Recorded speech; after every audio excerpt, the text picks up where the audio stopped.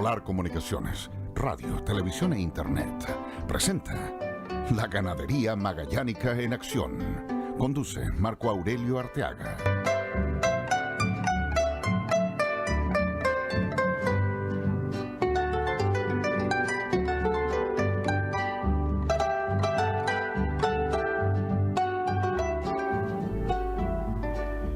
¿Qué tal? ¿Cómo están? Qué gusto saludarles. Muy bienvenidas, muy bienvenidos a Patagonia Rural. Sí, se pasó, es un tema técnico, nada más. Ya pasó, estamos todos bien. Y gusto de saludarles, pues. Gracias por permitirnos llegar a su hogar a través de la señal de Radio Polar y también de TV Polar. Como siempre, acercando a la ciudad al campo y el campo a la ciudad. Y con ustedes, cada día que nos vemos, tratando siempre de aprender algo más. De terminar con algunos mitos y de conocer cuántas y cuántos magallánicas y magallánicos y también amigos que vienen de afuera, ocupados hoy día de que cada día nuestro medio ambiente, nuestra Patagonia esté en las mejores y más óptimas condiciones. Hoy día con un magallánico, un profesional magallánico hecho aquí en la región. El exalumno de la Universidad de Magallanes, ahí se tituló de ingeniero agropecuario. Pero yo no voy a hacer mucha presentación porque, como hacemos siempre, vamos a preguntarle a Jorge Melgarejo Díaz, gerente de BioRem S.p.A. ¿Quién es? Pues vamos a conocer a este profesional que hoy día se dedica a las remediaciones. ¿Y qué es lo que son las remediaciones? Tal como lo dice el concepto, remediar, es decir, sanar, buscar la mejor manera de recuperar los suelos, las napas que han sufrido algún accidente generalmente por estas contaminaciones de hidrocarburos. En fin, él nos va a explicar más adelante. Pero vamos a empezar saludándolo, agradeciéndole primero la invitación para que nos acompañe y nos enseñe hoy día, comparta con nosotros esta importante labor que para quienes conocen el campo saben de qué se trata. Jorge, bienvenido, mucho gusto en saludarte y gracias por estar con nosotros. Gracias, Marco Aurelio, por la invitación. Contento de estar acá, tratando de compartir un poco de conocimientos y de experiencia también, de muchos años trabajando en estos temas de remediación ambiental. Como decía Marco Aurelio, soy magallánico, estudié también, soy egresado de la Universidad de Magallanes, lo que es la carrera de pregrado, que es ingeniero agropecuario, y posteriormente me especialicé en remediaciones ambientales en la Universidad Regional Tecnológica de Buenos Aires. Hiciste un alcance muy interesante, Jorge. Hablaste de ingeniero agropecuario. Muchos tenemos la idea del ingeniero agropecuario o también del agrónomo. Partamos por hacer esa diferencia. ¿Cuál es la diferencia entre un ingeniero agrónomo y un ingeniero agropecuario? Ya, bueno, básicamente es bastante parecido, bastante similar. En cuanto a malla curricular, en cuanto a lo que es la formación en ciencias básicas, como lo que es la física, la bioquímica, la química orgánica, la fisiología vegetal, pero donde se produce la diferencia es que normalmente el agrónomo va más enfocado a lo que es suelo, a lo que es vegetación, producción vegetal, por ejemplo el tema de las paltas, manzanas. Hay agrónomos que son enólogos, especialistas en viñedos, y el ingeniero agropecuario tiene un enfoque que abarca ambos aspectos, ya sea la parte de suelo, vegetación, y también la parte de producción animal, producción ovina, producción lechera, etcétera.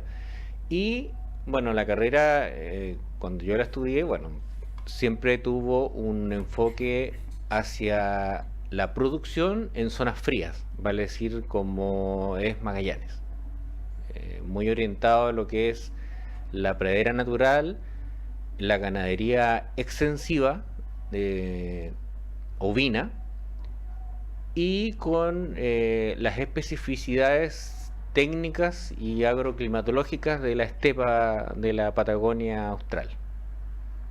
Ahora, naturalmente que con esa explicación nos queda bien claro, pero sin embargo todavía puede surgir varias preguntas. Una, por ejemplo, eh, ¿existe algún plan común entre las dos carreras o definitivamente hay una diferencia sustentable en el programa de estudios? Bueno, la primera carrera que yo estudié, yo ingresé a la universidad el año 1998, se llamaba Ingeniería en Recursos Naturales Renovables y teníamos un convenio entre la Universidad de Magallanes y la Universidad Austral de Valdivia de convalidación de ramos. Entonces, uno primero estudiaba la ingeniería de ejecución en recursos naturales y posteriormente podía estudiar o medicina veterinaria o agronomía. Actualmente la carrera ya no se está impartiendo, sino se está impartiendo la carrera de agronomía propiamente tal ahora en la Universidad de Magallanes. ¿Y ingeniería agropecuaria también? No, se terminó hace unos años atrás. Ya. Sí. ¿A qué crees tú que puede deberse eso? ¿Poco interesados? No, básicamente porque la diferencia más que nada era una diferencia de nombre, o sea, entre un ingeniero agrónomo, ingeniero agrícola, ingeniero agropecuario, es básicamente lo mismo. La diferencia va más que nada ligada a lo que es el enfoque regional que se le quiere dar. Por ejemplo, en una universidad del norte es más probable encontrar profesionales especializados en, por ejemplo, producción de fruta, producción de control de calidad en la industria, en la agroindustria. Aquí es mucho más probable encontrar profesionales especializados en ovinotecnia, que es lo que es la producción de ovejas, digamos, de lana y carne, bovinotecnia, horticultura, todas las cosas que se dan acá. Bueno, y el caso mío es un caso especial porque creo que la mayoría de mis, bueno, por no decir todos mis colegas, se han dedicado a lo que son las flores, a lo que son las ovejas. Muchos son propietarios de predios o sus padres son propietarios de predios, de estancias. Y yo me dediqué, desde que hice mi tesis hasta la fecha, al área ambiental. Eso. Al tiro vamos a entrar en materia, Jorge, magallánico, ¿cierto? 100%. Magallánico 100%. ¿Dónde viviste tu niñez? La niñez la viví acá en Punta Arenas, ¿Qué sector? en el sector de las Naciones. ¿Siempre ahí? Siempre ahí y en el sector de el cerro, por donde está la cruz, ¿Cerro La Cruz? el Cerro de la Cruz, por Cerro de la Cruz, ¿cierto? Y ¿Y dónde estudia Jorge Díaz? Estudié- La básica y la media. todo lo que es la gran mayoría de mi educación en el colegio fue en el Liceo Salesiano San José en ese tiempo, cuando se llamaba así. Y y un año estuve en el Colegio Miguel de Cervantes. Ya. Sí. Así, bueno, para quienes están escuchando, entonces estamos con Jorge Melgarejo Díaz, ingeniero agropecuario, vamos a dejarlo bien en claro eso, magallánico, y hoy día dueño y en consecuencia el gerente de BioRem SPA, una empresa que no se dedica a algo muy común, se dedica a las remediaciones ambientales, es decir, lo decíamos al principio, y me corrige Jorge si estoy equivocado, remediar es resanar, entendemos eso, si hay un remedio, remediar viene desde remedio, ¿no? ¿Entiendo? Correcto. Ya, ok. Y por lo tanto remediar ambientalmente significa buscar sanación a, en este caso, las napas, fundamentalmente, que han sufrido algún accidente y generalmente son acá en la región los derrames de hidrocarburos, ¿no? Correcto. Primero, ¿cómo te nace a ti esta idea? Porque bien lo dijiste tú recién, la gran mayoría de tus colegas se ha dedicado a algo casi estrictamente diseñado en la carrera y tú te fuiste por un camino solo. Distinto, claro. Bueno, resulta que como la gran mayoría se dedica a la parte agropecuaria, también han hecho sus prácticas o sus tesis en áreas silvoagropecuarias, ¿cierto? Ujú. En mi caso, mi práctica, una de mis prácticas, la práctica profesional, la hice en lo que antiguamente se llamaba CONAMA, que era la Comisión Nacional del Medio Ambiente, que es una institución que ya no existe porque con la nueva ley se cambió y ahora existen otros estamentos públicos como el Servicio de Evaluación Ambiental, como la Superintendencia de Medio Ambiente, pero en ese tiempo lo que existía era la CONAMA. Y ahí había un problema que había que resolver, digamos, que existían suelos impactados por hidrocarburos, producto de antiguas prácticas que las empresas petroleras llevaban a cabo, como lo que es la exploración y producción de hidrocarburos, pero ¿qué es lo que hacían? Parte de los hidrocarburos iban a parar a una fosa. Esa fosa quedaba con ese contenido de hidrocarburo y eso simplemente se dejaba así. Posteriormente surge la ley 19.300, que es la ley de medio ambiente, y a partir de eso se establecen una serie de acciones, como por ejemplo que el que contamina paga. Muchas de las contaminaciones, entre comillas, que existen en este momento se pasan a llamar pasivos ambientales. ¿Por qué pasivos ambientales? Porque fueron hechos antes de la promulgación de la ley del medio ambiente, que no es una ley retroactiva. Por tanto, cuando se hace una remediación de un pasivo ambiental, es por motu propio de la empresa. En este caso la petrolera o la empresa minera, etcétera, que quiera realizar una remediación por faenas que se hayan hecho antes de la ley 19.300, es algo voluntario. Distinto es, por ejemplo, un vertimiento como un derrame de hidrocarburo, como un derrame pulverizado, de repente un volcamiento de un camión con diésel o con otras sustancias químicas que contaminan el suelo. Eso sí o sí tiene que ser remediado. Y existen varias técnicas y metodologías como para tratar un suelo. Sí, correcto. Y hay una especificidad técnica de que no se puede tratar un mismo suelo.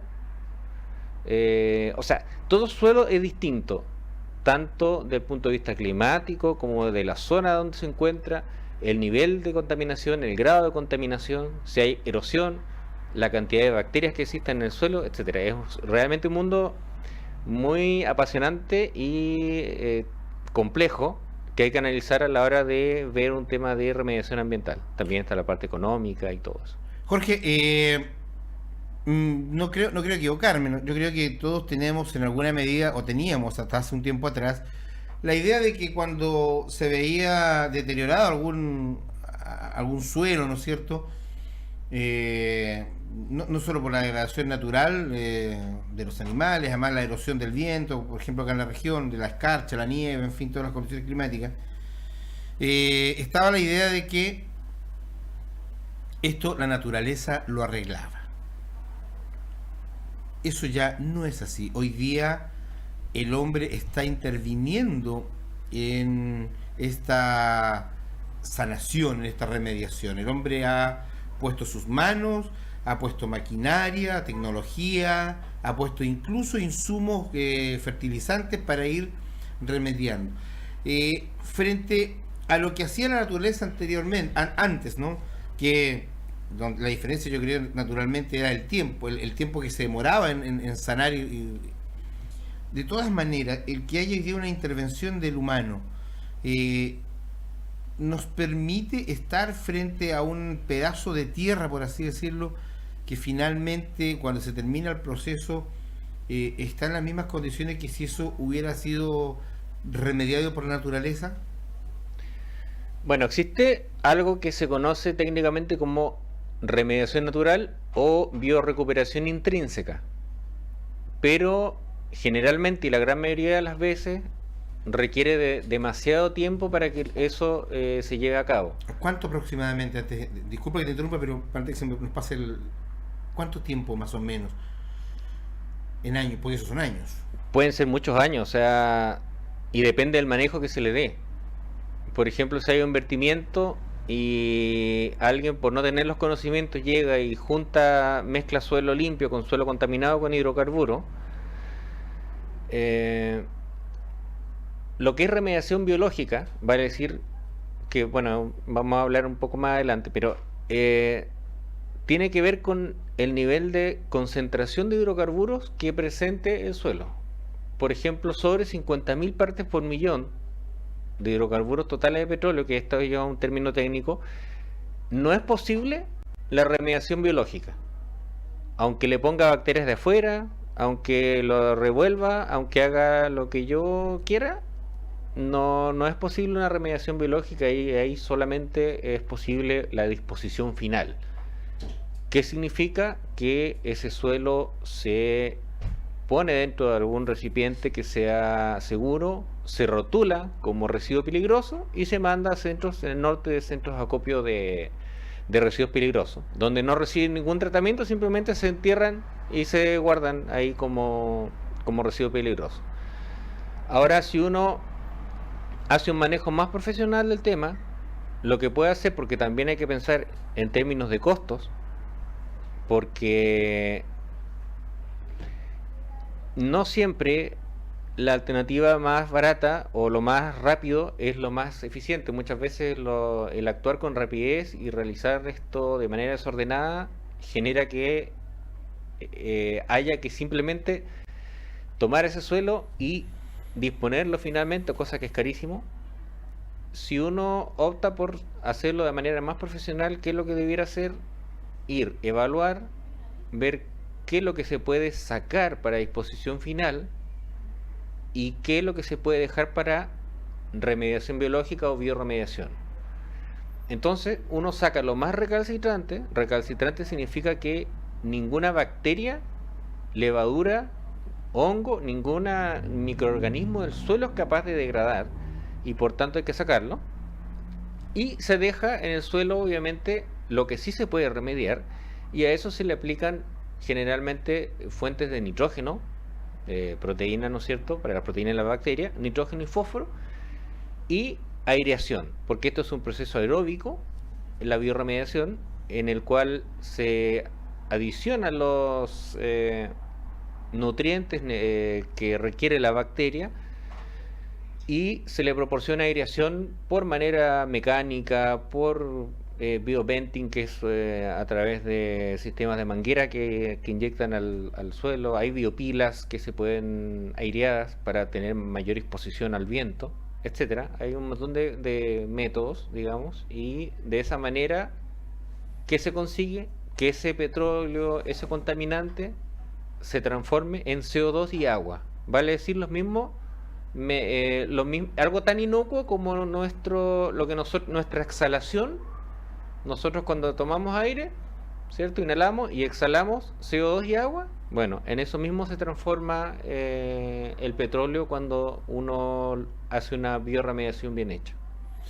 Estamos con Jorge Melgarejo Díaz, gerente de BioRem S.p.A., empresa que hoy día en Magallanes se dedica a la remediación ambiental.